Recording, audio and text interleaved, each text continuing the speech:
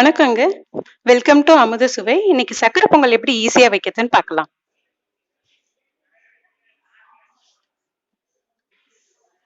தேவையான பொருள் 200 கிராம் பச்சரிசி, 100 கிராம் பாசிப்பருப்பு எடுத்து நல்லா வாஷ் பண்ணிக்கலாம்.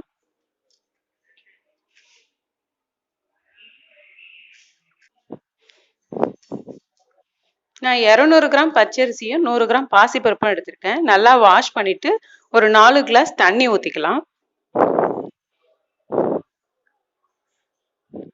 இந்த ஸ்வீட் டேஸ்ட் எல்லாம் தெரியறதுக்காக கொஞ்சமா உப்பு போட்டு நம்ம ஒரு 3 விசில் வர்ற வரைக்கும் வேக வைக்கலாம்.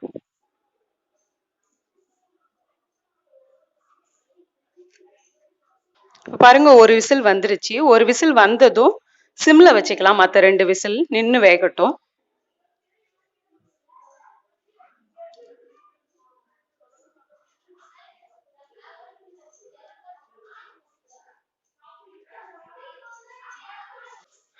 நான் 200 கிராம் அரிசியும் 100 கிராம் பாசி பருப்பும் போட்டோம் இல்லைங்களா, அதுக்கு 300 கிராம் நம்ம வெல்லம் எடுத்துக்கலாம்.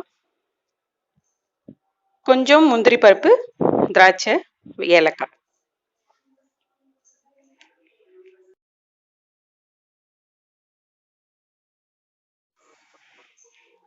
இப்ப பாருங்க, 3 விசில் வந்துடுச்சு. அரிசியும் பாசிப்பருப்பும் நல்லா வெந்திருக்கும். அடுத்து சிம்ல வச்சுட்டு நம்ம அந்த வெல்லத்தை இது கூட சேர்த்து மிக்ஸ் பண்ணலாம். இது ஒரு 2 நிமிஷத்துல வெல்லம் நல்லா கரைஞ்சி அதோட சேர்ந்துரும்.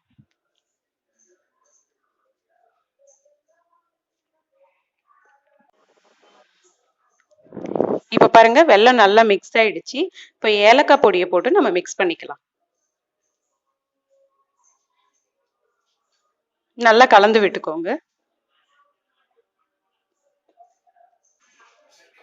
கடை ஹீட் ஆனதும் கொஞ்சம் நெய் ஊத்திக்கலாம். நெய் நல்லா ஹீட் ஆயிடுச்சு. இப்போ எடுத்து வச்சிருக்கிற உலர்ந்த திராட்சையும் முந்திரி பருப்பும் போட்டு வறுத்து எடுத்துக்கலாம்.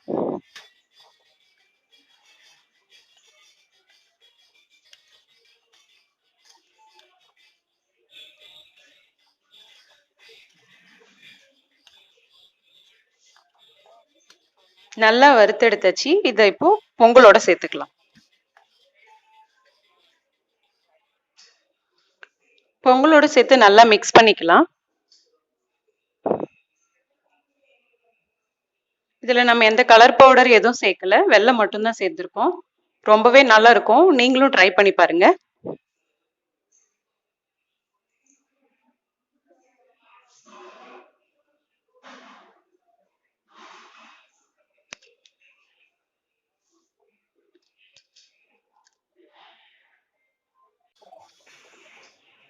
நீங்களும் ட்ரை பண்ணி பாருங்க. Please like and subscribe. Thank you.